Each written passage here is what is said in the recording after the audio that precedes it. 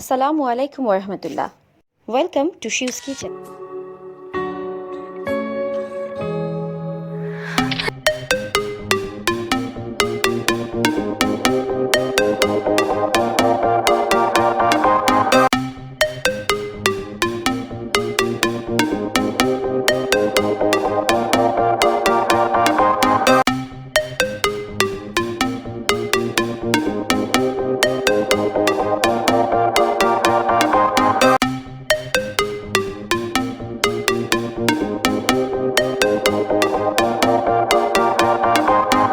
এই হলো এক নজরে সমস্ত উপাদান।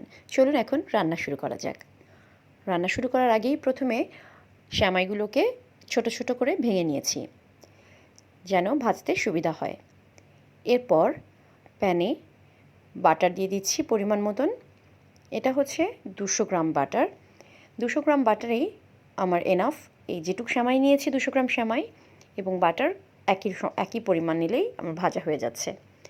তো বাটারটা গলার পরেই সেমাইগুলো দিয়ে দিচ্ছি। এখন সুন্দরভাবে ভেজে নিতে হবে বেশ কিছুক্ষণ। তবে অনেকে ভাবতে পারেন এটা ভাজবো বেশ কিছুক্ষণ, কতক্ষণ?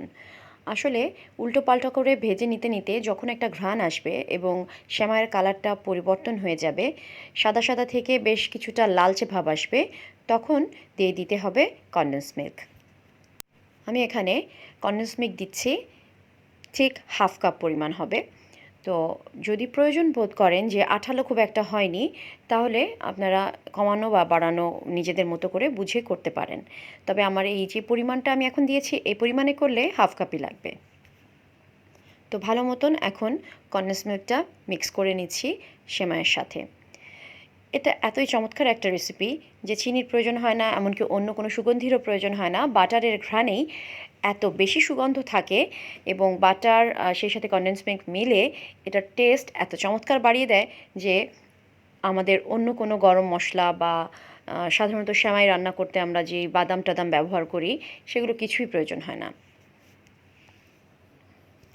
এখন জাস্ট এটা আমি এই গরম অবস্থায় নামিয়ে ফেলছি এবং খুব সাবধানে এই গরম গরম অবস্থায় এটাকে শেপ করে নিতে হবে। যদি ঠান্ডা হয়ে যায় তাহলে কিন্তু শেপটা হবে না। সেজন্য হাত বেশ লাগছে আমার, এমন অবস্থায় আমি করেছি, বেশ গরমটা হাতে লাগছে, যেটা আসলেই সহ্য করাটা অনেকেই পারবেন না, কিন্তু একটু কষ্ট করে যদি এভাবে গরম গরম অবস্থায় করে নেন তাহলেই সুন্দর শেপটা আসবে। অথবা আপনারা এই শেপটা দিতে না চাইলেও এই একই প্রসেসে অন্যভাবে করে নিতে পারেন।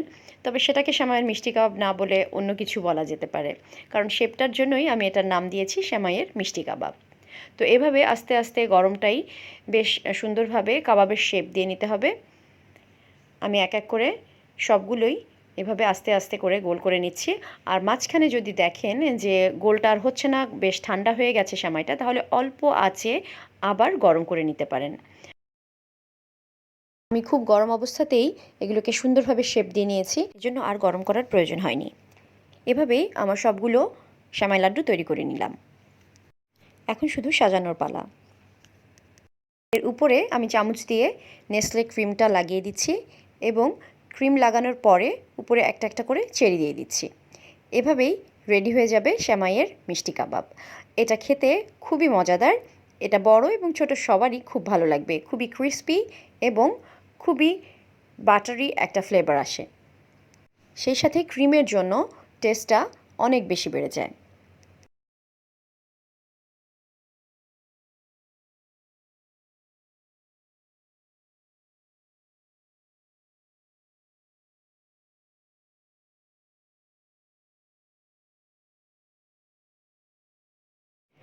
তৈরি হয়ে গেল আমার সেমাইয়ের লাড্ডু।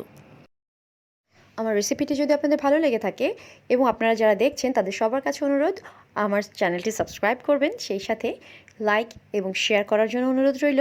আর যদি কিছু জানাতে চান বা কোনো মন্তব্য থাকে সেটাও জানাতে পারেন কমেন্ট বক্সে। ধন্যবাদ সবাইকে আমার সাথে থাকার জন্য।